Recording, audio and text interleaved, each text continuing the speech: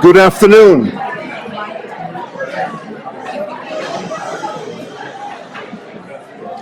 Wonderful to have you, such a full house. For those of you who think you cannot manage standing for an hour, there is an overflow room in the Rosano atrium at the first floor of Kresge. And for those who are brave, there are 3 seats here in front. It's my great pleasure really to welcome you at this 169th Cutter Lecture. My name is Bert Hofman. The Cutter Lecture is a lecture and has been presented since 1912, once or twice yearly. It is on the bequest of John Clarence Cutter, who was a graduate of Harvard Medical School, and it is the oldest, as far as we know, oldest lecture series in epidemiology and preventive medicine worldwide. It has uninterruptedly been presented since 1912, as I said, under the auspices of the Department of Epidemiology in what is now called the Harvard Gen School. And we are, I say, in epidemiology, very proud of hosting the Cutter Lecture. The laudatio of today's Cutter Lecture will be given by Professor Ichiro Kawachi. Professor Kawachi is the Loeb Professor of Social Epidemiology here at Harvard Chan and past chair of the Department of Social and Behavioral Sciences. He is a celebrated, I'm quite sure all you know this, celebrated social epidemiologist, and you can read about him in this brochure, you have this all. But one thing I would like to mention and recommend, the beautiful textbook on social epidemiology that Dr. Kawachi edited together with Lisa Bergman. It is a trailblazing book, and I present it for your consideration. It is my distinct honor, Ichiro, to invite you to present that.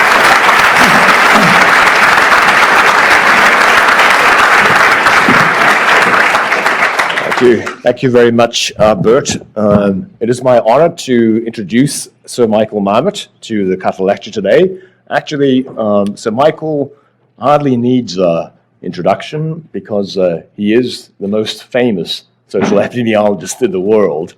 To give an indication of that, when I joined the faculty of the Harvard School of Public Health 27 years ago, the chair of my department, who was Saul Levine, pulled me into his office as soon as I got here, and he said, have you heard of this chap, Marmot, at UCL? So I said, yes, I have. And Saul's instruction to me was, I want you to do exactly what he's doing, which turned out to be an impossibly tall order, and I'm afraid I failed miserably at it.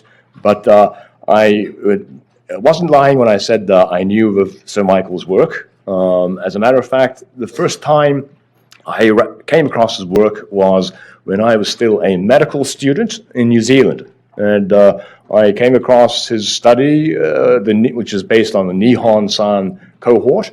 That was the subject of his doctoral thesis at Berkeley.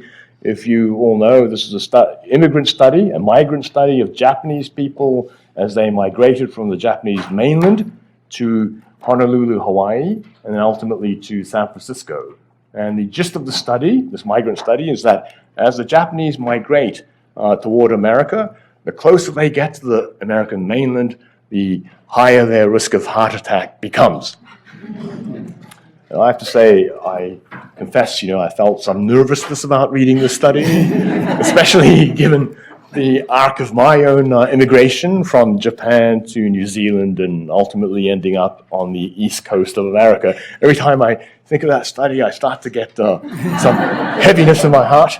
But the point of that migrant study was to show to me as a medical student that people of the same genetic stock can experience vastly different rates of heart attack depending on where they are. It was the first demonstration to me that the social environment matters.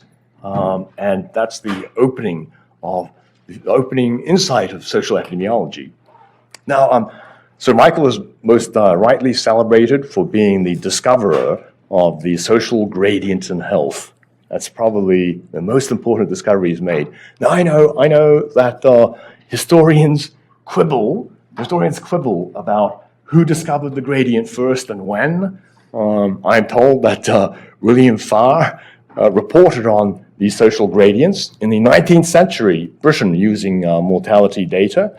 But I have to say, surely the most important, whilst William Farr was describing the life expectancy of coal miners in Newcastle compared to the landed gentry in Bath, Sir Michael's work was about a single workplace in the 20th century Britain. I'm talking about the Whitehall study of civil servants. In one workplace, these civil servants, none of whom were poor, none of them were homeless, all of them had access to 3 square meals a day, every one of them had access to the same National Health Service, and yet his study in 1978 demonstrated that there was a 4-fold gradient in mortality, in cardiovascular disease mortality, comparing the top to the bottom of the British civil service. When I read that back in 1978, that was my second revelation. It really made me realize that the politicians were wrong, that they had established the National Health Service in the hopes of eliminating health disparities, and 40 years later, they hadn't achieved it. I could truly say that your work, in my mind, put a nail in the coffin of Clement Attlee's vision of establishing a society free from want, that it takes more than universal access to healthcare in order to assure equity, health equity in the population. Now I can keep going like this in this vein. I know Professor Marmot has done many things, including chairing the WHO Commission on Social Determinants of Health. He has been a tireless advocate for global health equity around the world. I'm sure he's going to tell you about it, and it's probably much better for you to hear it from his mouth rather than mine. And so, without further ado, please join me in welcoming Professor Sir Michael Marmot.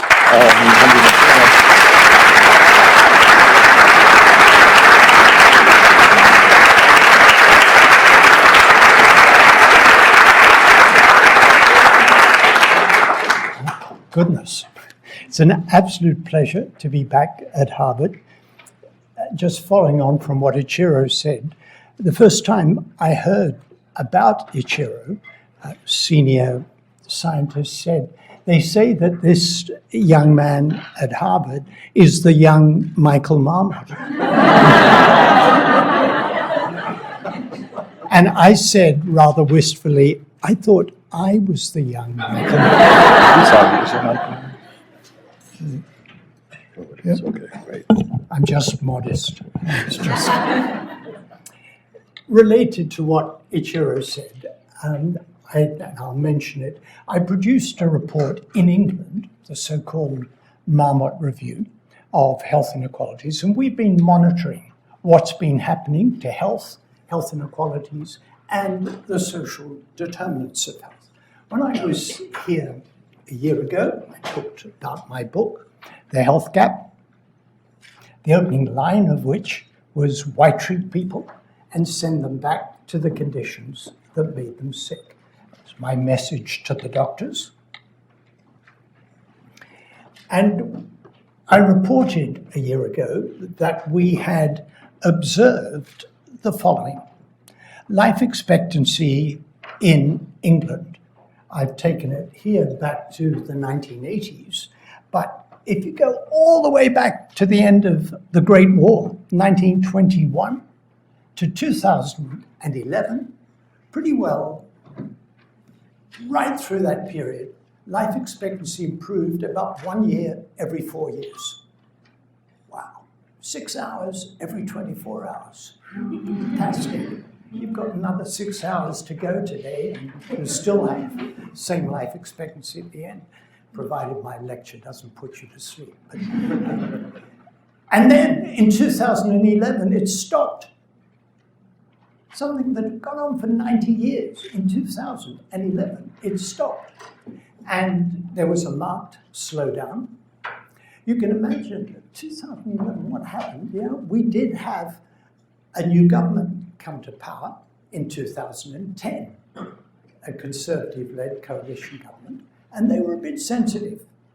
So when I said, this is a health crisis, and if you agree that the health of a population tells us something fundamental about how well that population is meeting how well that society is meeting the needs of its population, something was going wrong in society. And some hired gun for the government wrote a piece in the Sunday Times saying, well-known professors should be careful about shooting their mouths off. Don't blame Tory cuts. He thought it was the flu, it could be obesity, it could be an artifact, it could be a severe winter, it could be anything except austerity. I was surprised that he had such certainty. I said I didn't know what it was due to, but it was urgent to try and find out. So 2017, we reported this first. Just a few weeks ago, the Office for National Statistics gave further data. Not only has there been a slowdown, this is change in life expectancy at birth in weeks. In the UK, it's more or less stopped. In the constituent countries, England, almost no increase. Northern Ireland, it's going down in men. No change really in women. It's going down in men and women in Scotland. It's going down for men and women in Wales. This is a calamity. We expect health to get better all the time. That's what we've been brought up to believe. It's just going to keep getting better. And not only has it stopped getting better, but the inequalities are increasing. These are deciles of the distribution of deprivation. And you can see that life expectancy for women particularly, in the bottom 5 deciles of distribution, the bottom half of the population, the life expectancy at birth has fallen. And for men, it hasn't increased. So not only is this a disaster, a health crisis, but the inequalities are getting bigger. That wouldn't happen in the US, would it? Well, I made this slide up. It's already out of date. Life expectancy has declined 3 years in a row in the US. When I made up this one, the big increase that you've heard about, unintentional injuries, include accidental drug overdose, the opioid crisis, 63,600 deaths. Last year, 70,000 deaths. If you add to those 70,000 deaths, 32,000 deaths from firearms, that's 100,000 deaths, really, that should not occur. Now, when you've heard about the deaths of despair, drugs, alcohol, and suicide, you've heard about the rise in mortality in middle-aged whites.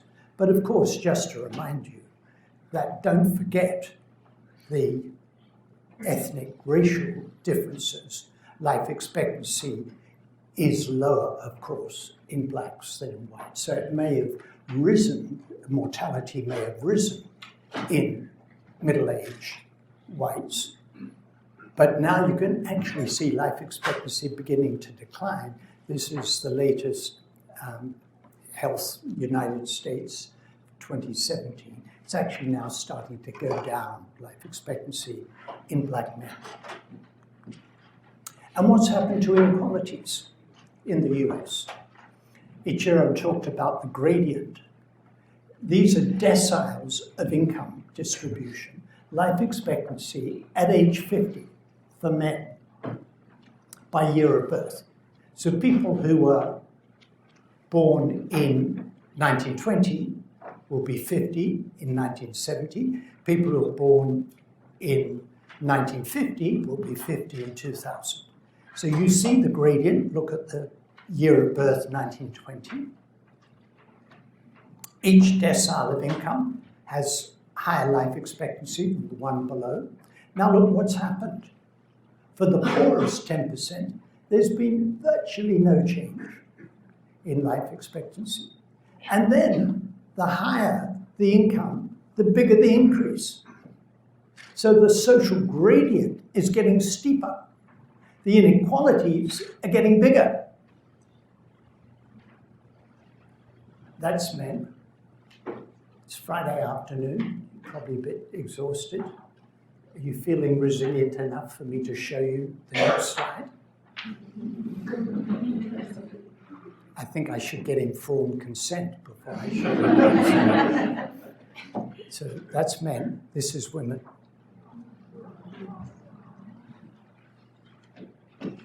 Exactly. Life expectancy's gone down for the bottom decile. It's gone down for the second bottom decile. It's gone down for the third bottom decile. For the bottom 30% of the population, life expectancy for women has gone down at age 50.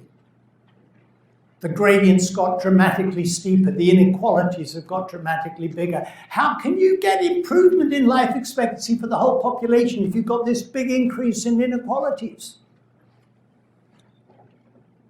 Both our countries, the UK and the US, are doing badly. And this is not a Brexit phenomenon, it's not a Trump phenomenon. In a way, this health crisis caused Brexit. This health crisis caused Trump. The kind of problems that led to the health crisis led to people voting for a snake oil salesman. I'm talking about Brexit.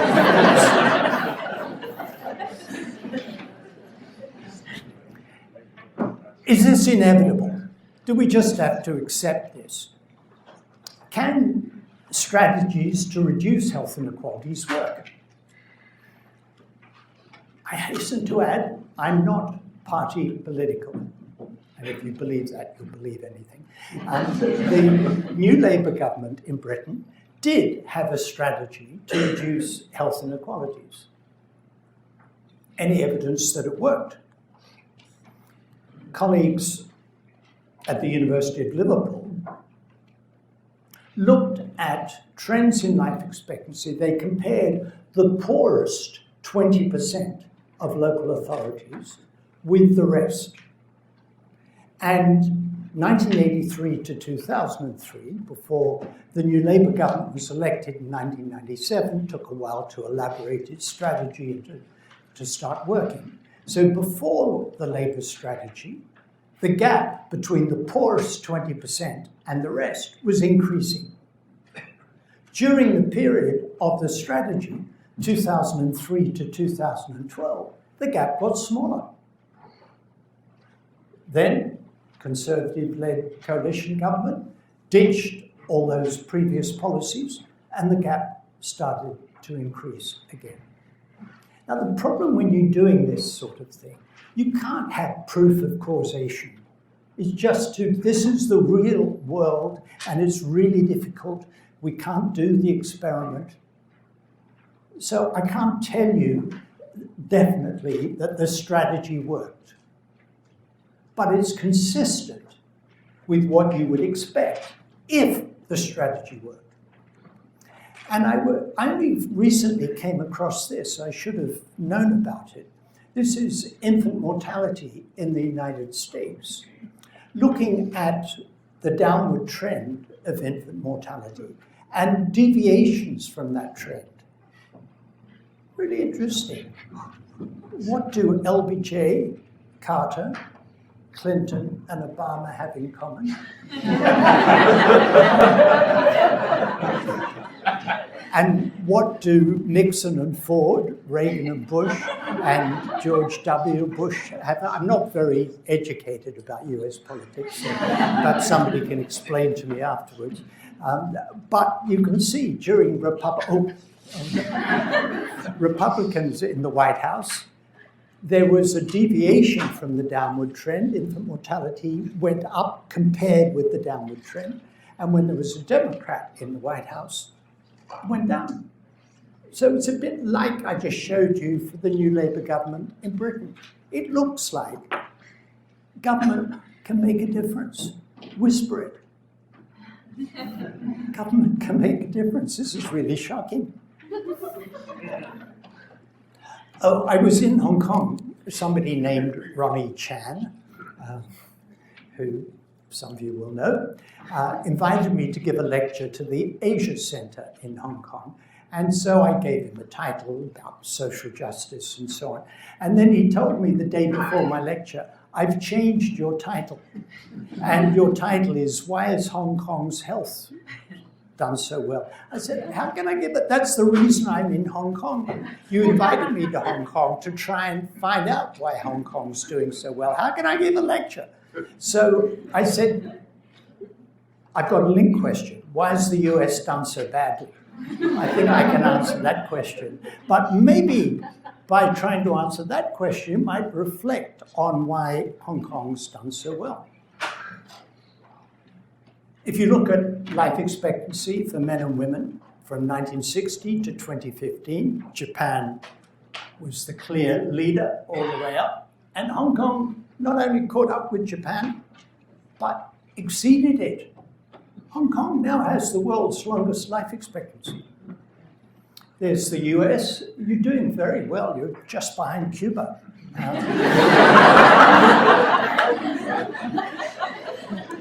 But so that you won't feel too badly, I put Russia on this slide. You can always say, we're doing better than the Russians. That's what your president says all the time. So you're kind of in one of these, not so bad, not terrible, but not really very good life expectancy. Hong Kong is quite remarkable. So I just pulled out a few figures just to illustrate. Adolescent birth rate. Now, I don't think a high adolescent birth rate kills people. It's not the cause of short life expectancy, but it is an indicator of how well the society is functioning. In the UK, it was 14.6 per thousand, 22.6 in the US, and 3 in Hong Kong. Paid maternity leave, pretty miserly in the UK, only 14 days of statutory paid maternity leave, 70 in Hong Kong. Oh, that must surely be a mistake. 0 in the US, but you're not alone. Suriname and Papua New Guinea have no statutory maternity leave, so there are 3 countries in the world with youth not in education or employment, 11.9% in the UK, 16.5% in the US, 6.6% in Hong Kong. Homicide rate per 100,000, 0.9, 3.9 in the US, 0.9 in Hong Kong.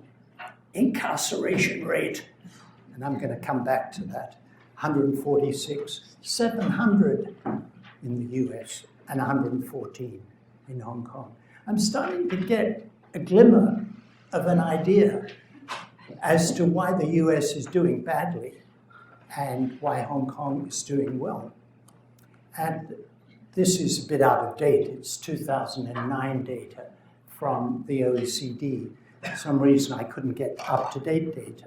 Social spending, percent of GDP, Sweden ranks number 1, and the US ranks 23rd in social spending. They call this health spending, but they don't mean health spending. They mean health care spending. Education is health spending. Environment is health spending. Housing is health spending. They mean health care. And you can see it's only 14%, so it's way out of date because where are you? 17.5% or wherever it is now. So number 1 on healthcare, that's great. And life expectancy, you rank 27th in these data. I think it's actually lower now. So I said I can't answer the question yet of why Hong Kong's done so well or the US is doing so badly, but I think these are the kinds of places to look. And to remind you that the mind is not the only, but an important gateway by which social determinants affect ill health. We have effects on mental illness and well-being and psychosocial pathways to physical illness, health behaviors, and stress pathways, important. So what can we do about all this? And That's very much been my obsession of the last many years. As you heard from Ichiro, I chaired the WHO Commission on Social Determinants of Health, Closing the Gap in a Generation. And we said on the cover, social injustice is killing on a grand scale. Slightly unusual for a WHO report. And in the wake of the WHO Commission, as I mentioned at the beginning, I was invited by the British government to answer the question, how could we apply the findings and recommendations of your global commission for one country, England? And I produced a report called Fair Society, Healthy Lives, the Marmot Review. And then the European Review of Social Determinants and the Health Divide, commissioned by the WHO European region.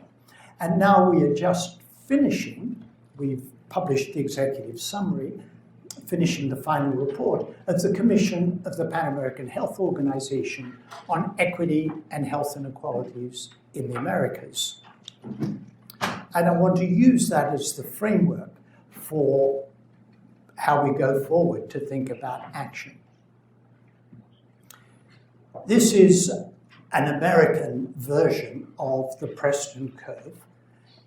So we have here gross domestic product per person, adjusted for purchasing power, and life expectancy. If a country is very poor, having a bit more money is quite good. I think it's true of households too. If a household doesn't have any money, having a bit more money is really quite helpful. Paying rent, buying food, that's quite good for your health. And for a country, so Haiti is very poor. If it was as rich, quote unquote, as Bolivia, it might well have health that was better than Haiti and as good as Bolivia. And if Bolivia was as rich as Brazil, then it may well have better health. You can get clean water, nutrition, and shelter, good things. But then, when you get up to Costa Rica, Cuba, Chile, so at around $17,000 at purchasing power parity, and go all the way out to the US, there's simply no relation between national income and life expectancy. Canada has a GDP per capita 20% lower than the US, and life expectancy between 2 and 4 years longer. I've already showed you Cuba has longer life expectancy than the US. So once you get up to a threshold of enough money, getting richer is not the secret to getting healthier for a country. It's other things that become important.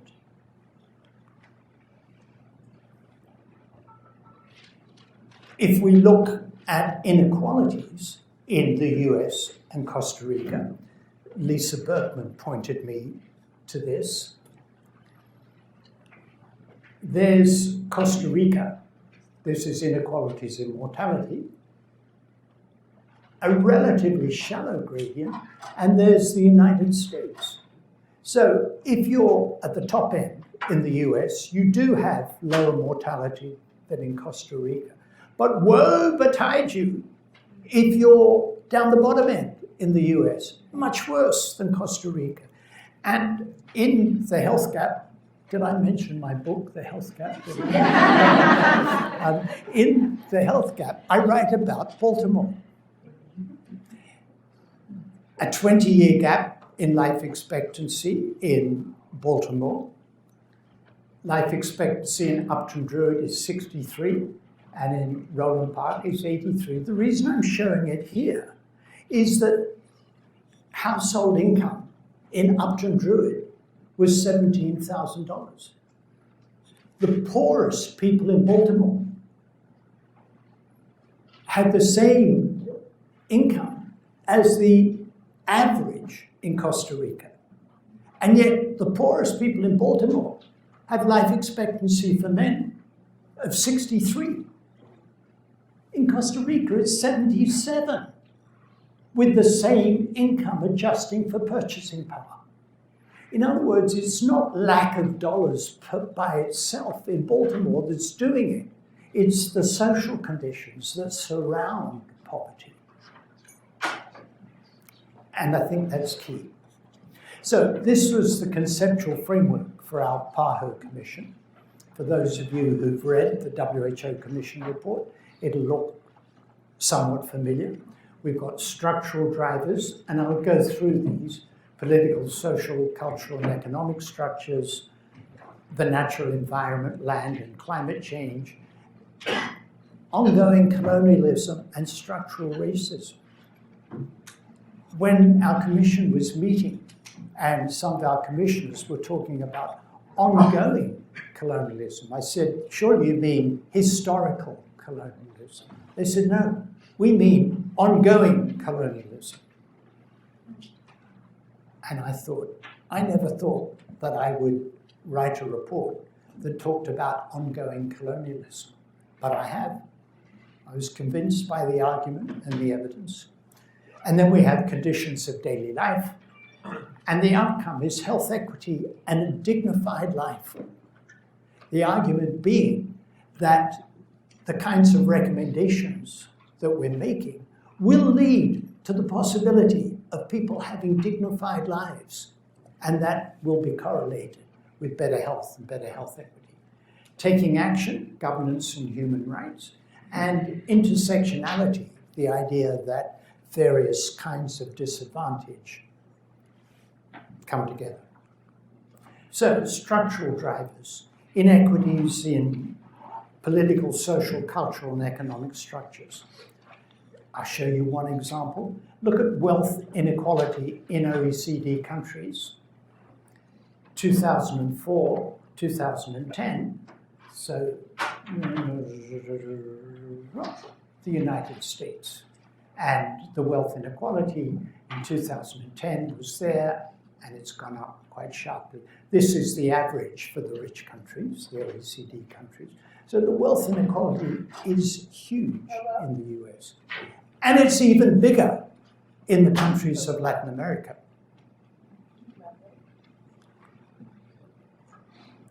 The natural environment. Why is it called accommodation? Is that me?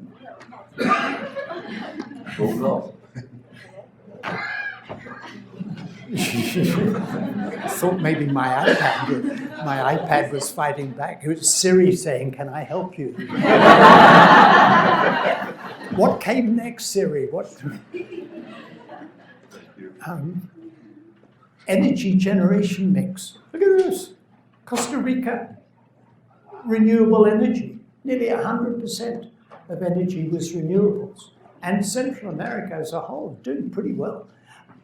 I was in Cairo, in the Eastern Mediterranean region, WHO, and I talked about the importance of renewable energy, and then it suddenly hit me. These are all the oil countries of the Middle East. Anyway, ongoing colonialism and structural racism. Think about the US. You know, well, I'm sure you know, that black women have lower incomes than white women. For both black and white, income is strongly correlated with parents' income. So there's the income rank of parents, and that's the income of their offspring. What's really remarkable about this is that the, quote, explanation for black women having lower income than white women is that their parents have lower income. Once you take into account parental income, there's almost no black-white difference. In fact, black women have slightly higher income for a given parental income. But essentially, there's no difference. So I put it in quotes, the explanation. It's not quite an explanation. It just means you've got to go back a generation or two or three. But black women's lower income compared to whites can be explained by the fact that they have lower income parents. Now look at the men. Yes, the higher the income of the parents, the higher the income of their offspring, and it's true for white and black. But at every level of parental income, blacks have lower income than whites. There's something going on, and one word to describe it is racism. There may be other explanations, but that's a reasonable approximation to get started. And it's affecting black men in a way that it's not affecting black women.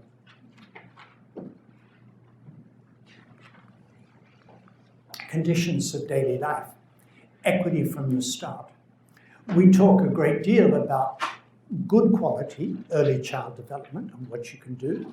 And this is, as it were, bad quality. These are adverse child experiences. Forgive me, I've gone back to the UK to give you an example. But these ACEs, adverse child experiences, all follow the social gradient. The lower the income, the greater the deprivation, the greater the likelihood of incarceration, drug abuse, sexual abuse, alcohol, domestic violence, etc. And ACEs, as I'm sure most of you know, have big effects across the life course. This is looking at the effect of being exposed to 4 or more adverse child experiences. Early sex could be reduced by 1/3 if you could eliminate 4 or more adverse child experiences. Unintended teen pregnancy, smoking, binge. Look at this, violence perpetration. Half the perpetrators of domestic violence had 4 or more adverse child experiences.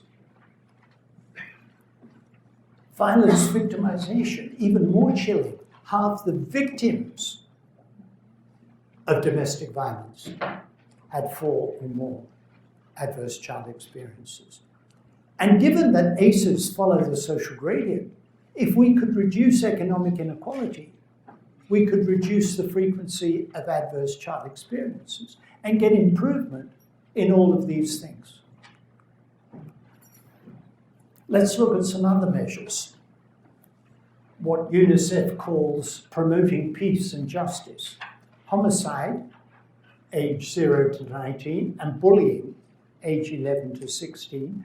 Iceland ranks at the very top. Italy, Greece, Spain.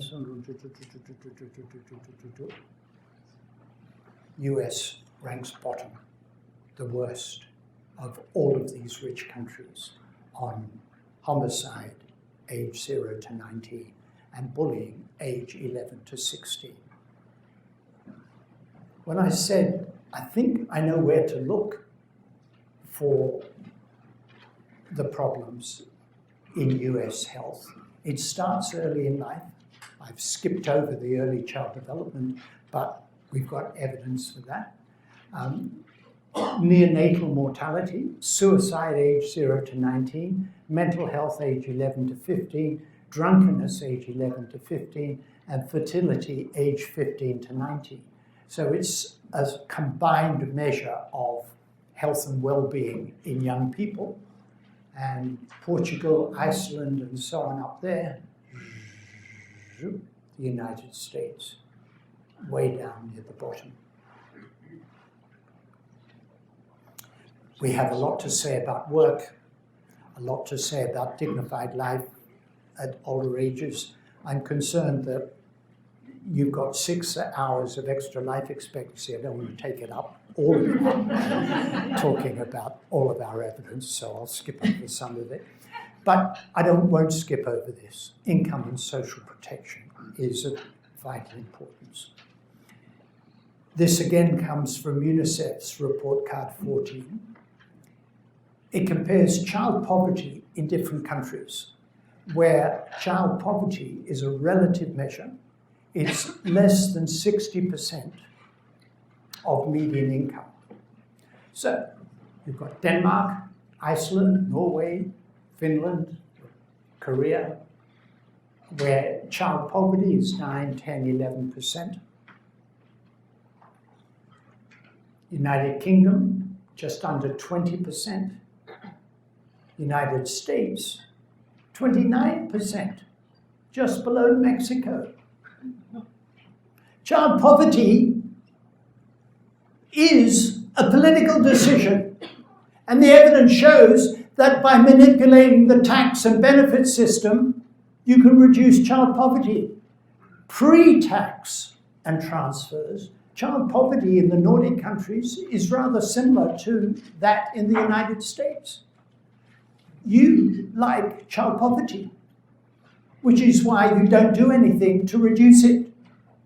The Nordic countries are intolerant of child poverty, so they use the tax and benefit system to reduce it. This is a political decision. It's your political decision.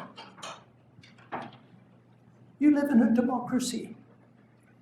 This must be the level of child poverty that you want. Otherwise, you'd elect a government that did something different. And that orange nightmare in the White House, is he talking about child poverty? Is anybody talking about child poverty?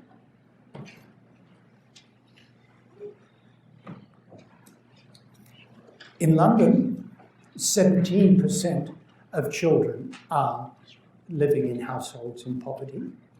After you've taken housing costs into account, it's 37%. Wow. Margaret Thatcher had a policy to sell social housing. So it was the case that in the 1980s, 37% of Londoners lived in social housing, and now it's 23%. So they are living inexpensive, poor quality rental accommodation in the private rental sector. And they're in poverty because of it. It's rare to find one single policy that can have such a big effect. But that policy of Margaret Thatcher to sell off social housing has led to this dramatic increase in child poverty.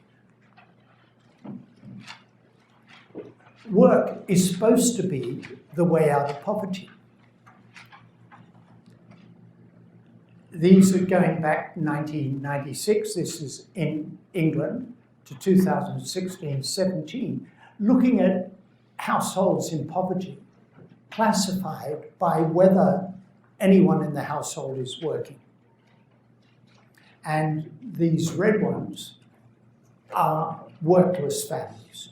You can see that a minority of households in poverty are workless. The majority have at least one adult working. The politicians say that the poor are feckless, they're irresponsible, they're lazy, they're living the life of Riley on welfare. The facts are better than the prejudice, I have to say. The facts are people are poor, not because they're irresponsible, not because they're lazy, but because they're lowly paid. They're not paid enough to lead a decent life. To have a life of dignity, you have to have enough money. Look at this. We tell people to eat healthily, eat lots of fruit and vegetables, great for you. If people in England follow the healthy eating advice, those in the bottom 10% of household income would spend 74% of their household income on food. Who's going to pay the rent?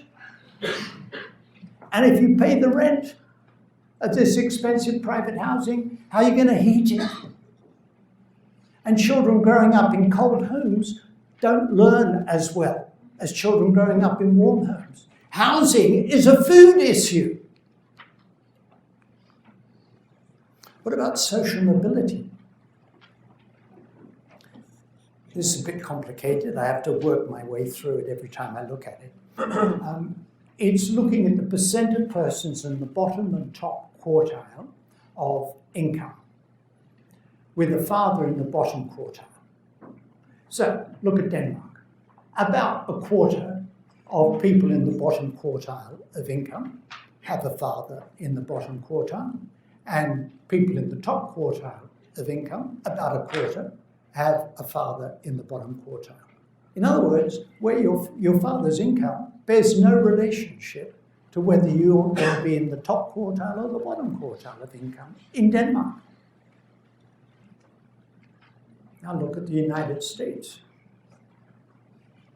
If you're in the bottom quartile, nearly 45% will have fathers in the bottom quartile. If you're in the top quartile, about just 7% had fathers in the bottom quartile. In other words, if your father's in the bottom quartile, forget it. You ain't going to get to the top quartile in the United States. In Denmark, you've got just about as much chance as anybody else. But in the US, you haven't. This is the land of opportunity for those whose fathers are in the top quartile of income. Steady decline in the percent of children earning more than their parents in the US. Only half. The American dream is that your children will earn more than you will. That's what it's supposed to be about. And now it's 50-50. And it really did change dramatically. It would be difficult to say that the decline in the US life expectancy is due to the decline in the American dream. But I'm edging towards that. Hard to test it empirically, but I'm edging towards it. And we're still talking about standard of living. If we could do something about tax avoidance, 50% of the wealth in tax havens belong to the top 0.01% of people in advanced economies. That wealth is equivalent to 5% of global GDP. It's tax avoidance on a massive scale.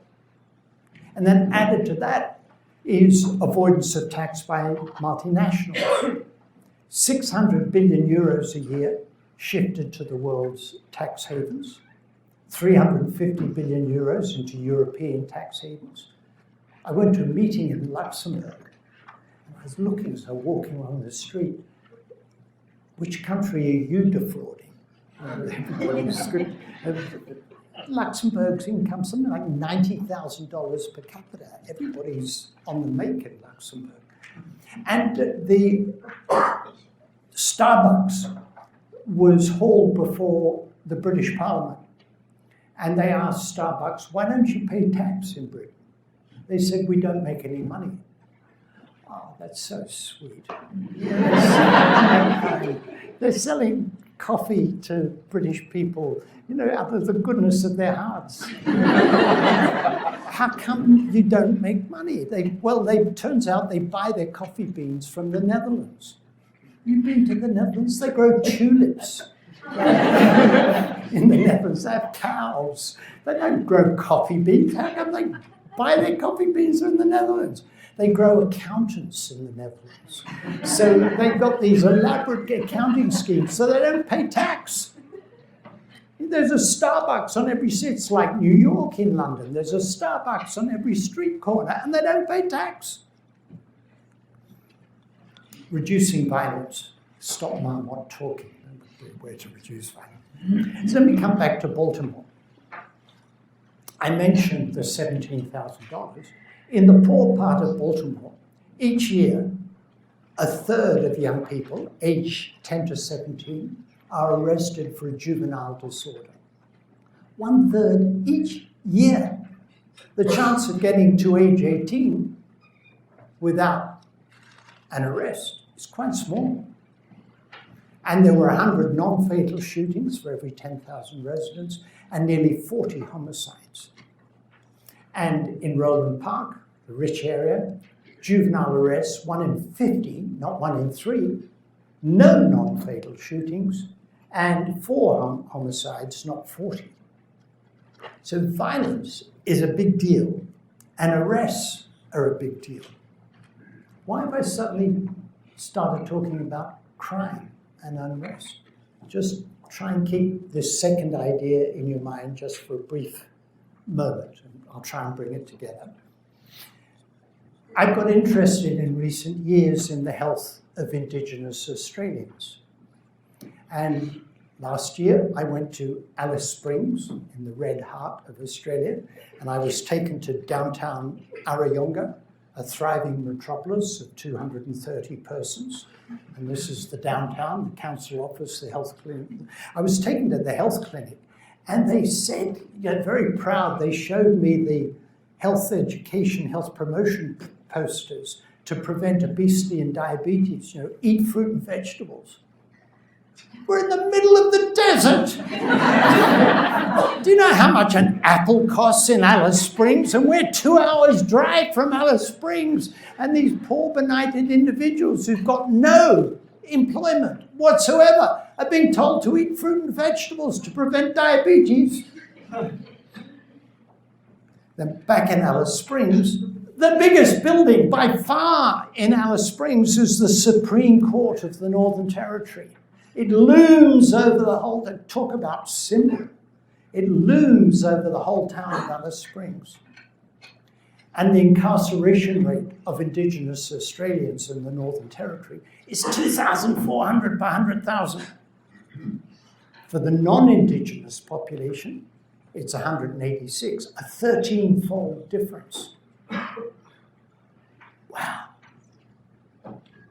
84% of the prison population in the Northern Territory is Indigenous, whereas 27% of the general population is Indigenous, Australian Aboriginal and Torres Strait Islanders. And diagnosed mental illness, 72% of the young men in prison have a diagnosed mental illness, and 92% of the women. Just to remind you, incarceration rates, Japan, 48 per 100,000, the UK, 148, and the US, over 700. That's the incarceration rate for the US. Look at household income rank of parents for whites and black men. For both white and black, the lower the income of parents, the higher the incarceration rate. But look at the excess for black men. And it goes all the way to the very top. Even here, at the top 1%, have the same incarceration rate as whites down at the 35th centile. That may relate to what I showed you earlier about the income differential. Black men are being locked up at a vast rate.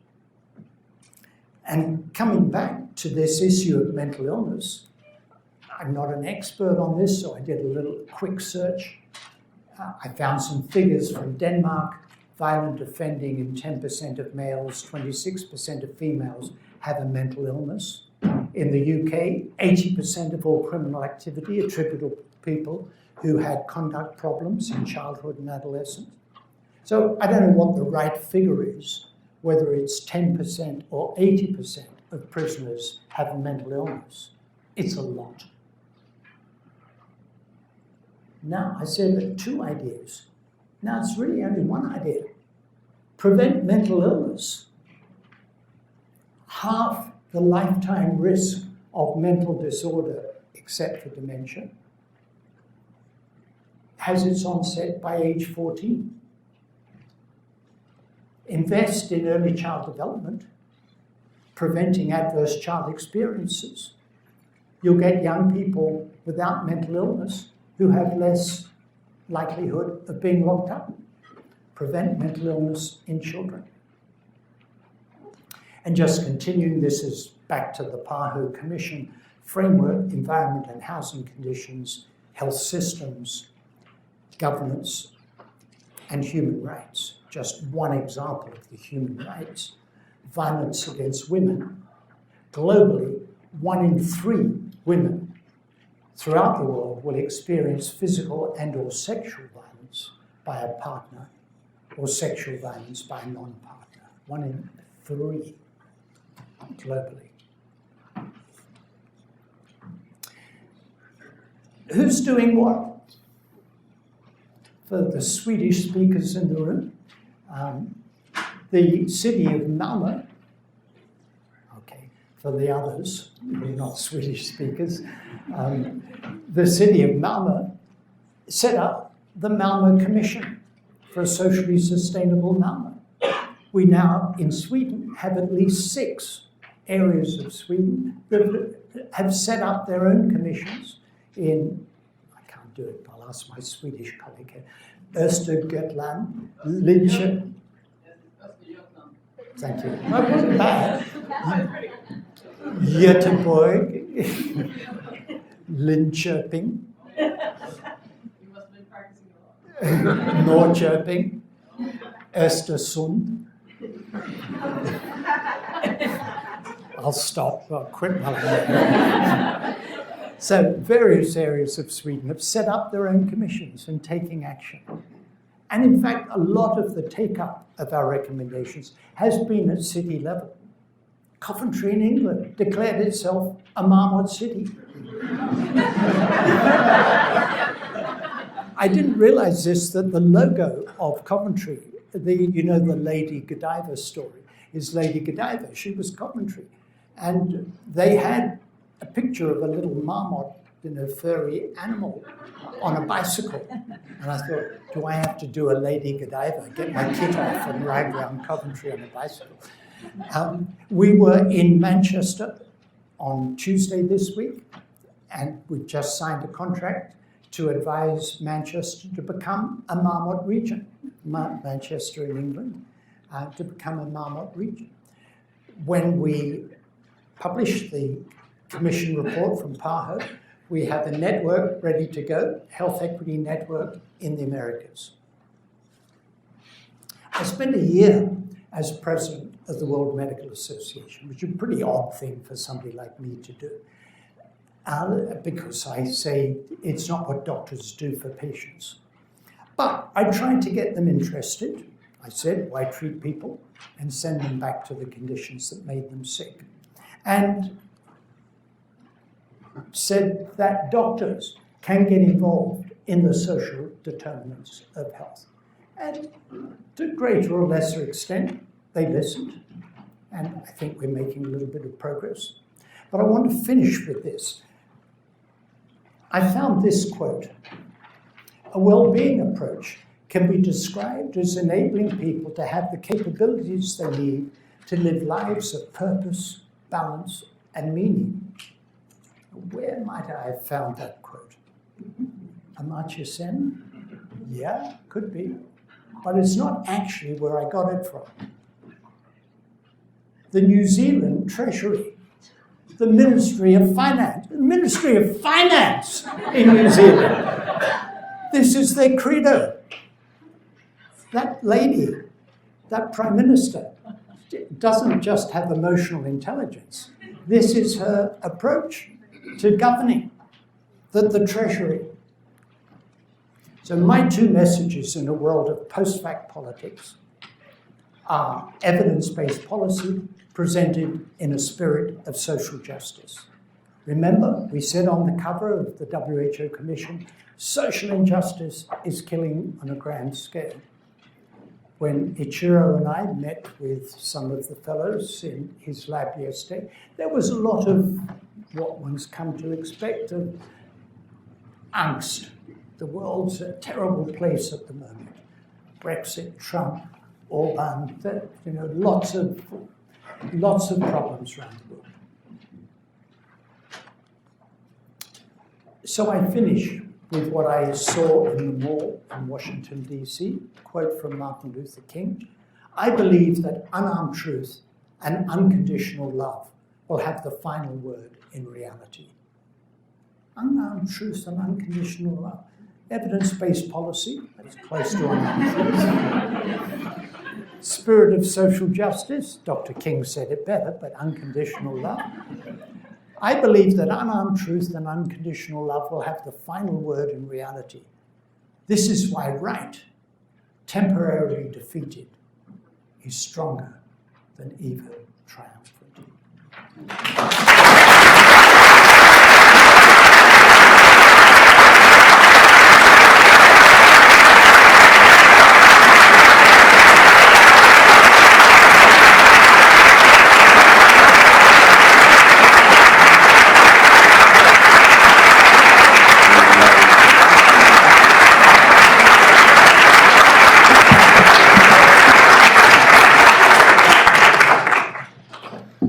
Marmot, thank you very much.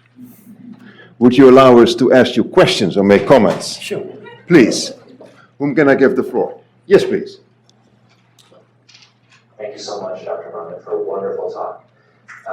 Can you comment on the interplay between our current obsession with scientific reductionism and some of the more incontrovertible and commonsensical synergies you talked about today with the more holistic approach?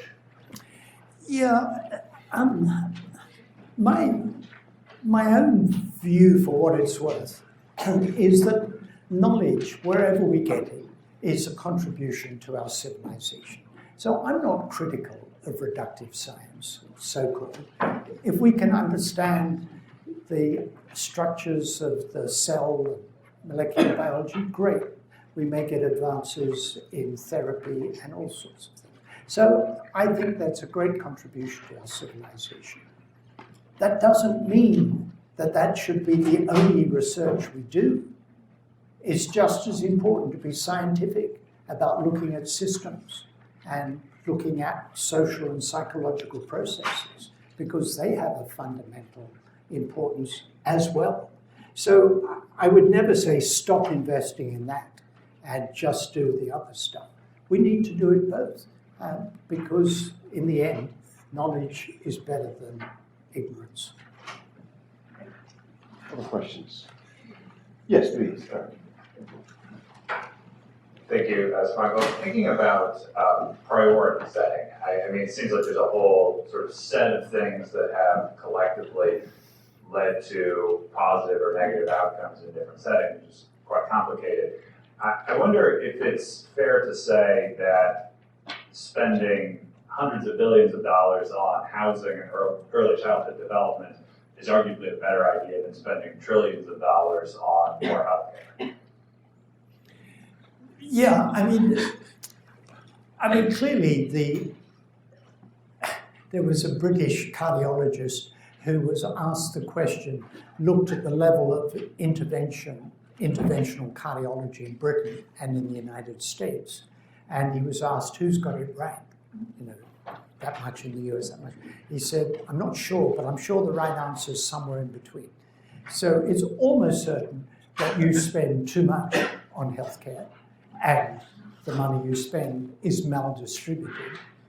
So it's almost certain that you're beyond the functional, the necessary, which means some of that money could be released to spend on other things. And I mean, in Britain, where we spend a lot less than you do, I have never argued, never once, for spending less on healthcare and more on early child development. I'd say, yeah, we should be spending 10% of our gross domestic product on healthcare. You spend 17 or 18 or whatever it is on healthcare, but we should spend 10%. That's reasonable that we should do it. So I've never argued in the UK, stop spending on healthcare and spend on the things I emphasize.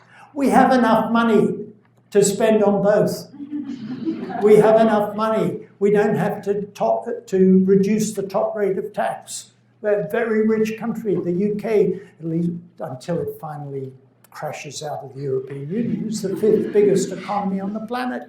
We've got enough money to provide healthcare for the population and invest in early child development. And we closed 1,000 Sure Start children's centres because there wasn't enough money. We closed 1,000 centres aimed at improving early child development. It's unconscionable. So it's not a matter of stop spending on healthcare, spend on early child development. Go back to the level of spending on early child development we had 10 years ago, and we might get more benefit. Other questions? In the back, fully in the back there. Thank you. Great presentation, and I'm really excited that you ended on well-being. I was wondering what you think about the movement to measure happiness and like the World Happiness Reports. What's your opinion on that? Yeah. My opinion on that is a bit like my opinion on positive health, that since I was a graduate student at Berkeley, people were saying, why do you keep talking about disease? Why don't you talk about positive health? And I say, yeah, fine. conceptually that's right. And then I go back to measuring mortality because we can get hold of it. And not because it's the most, and life expectancy is really mortality, it's just doing calculations on mortality. Not because I think it's the most important thing, but because we can get hold of it and we can compare over time and compare across countries. So I think well-being is conceptually very important. And there is overlap, they're not the same, but there is overlap. If you take the kind of social determinants approach to preventing mental illness that I'm talking about, you will get an improvement in well-being. You could do other things as well, but preventing mental illness would go quite a long way. Yes, please. We can go on a little bit. Is it okay for you? Sure. Also following up on your last slide, as you correctly pointed out during your talk, in the US there's a lack of buy-in to spirits of solidarity and spirits of social justice. So could you comment on how do we foster that spirit and social justice in our policies?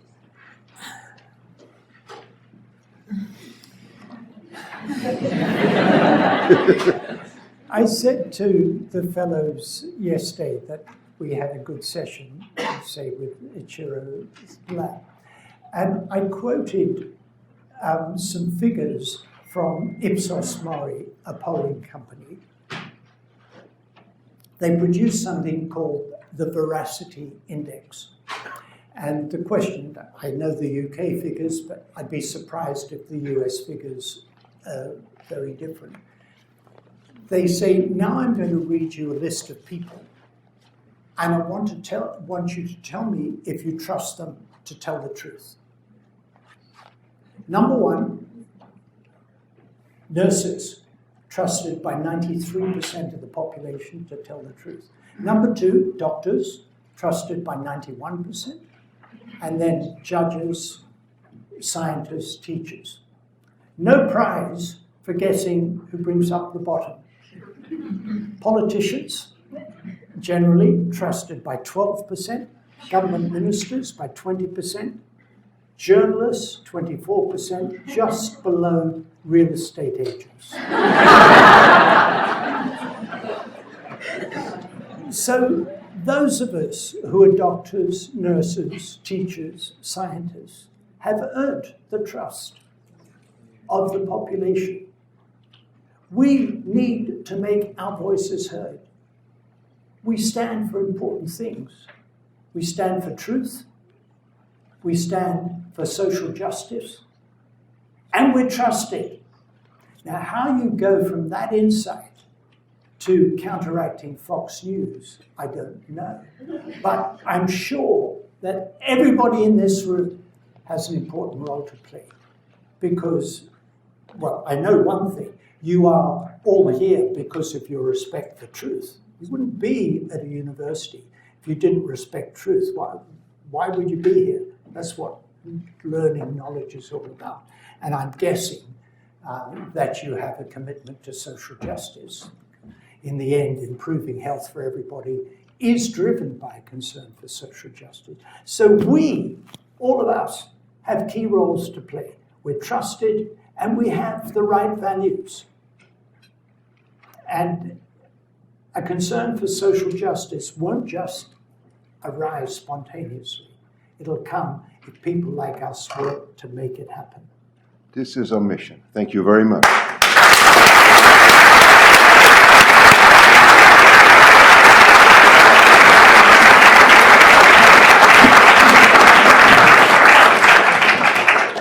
We are not done yet, because I have the official Cutter Lecture plug, Dr. Marmot. May I invite Dr. Kawachi as well here? In fact, you may give it to her. I'll do it the Japanese way.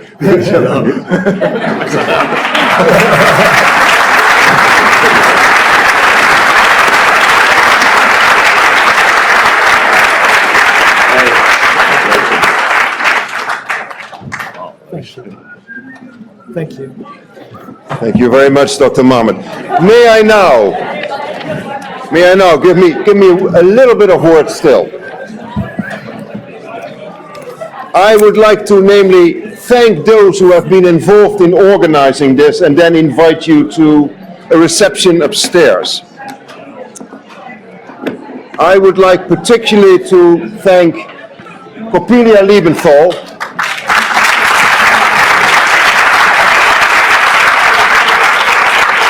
Ying Young Won, David Shilton, David has always helped us enormously here, and Ellen Ferksey, and the committee that did this and brings this to you. I will present those at another occasion. I see you upstairs, reception. There we have also a few other awards, so please stay there and celebrate our awardees there. Thank you very much for being here.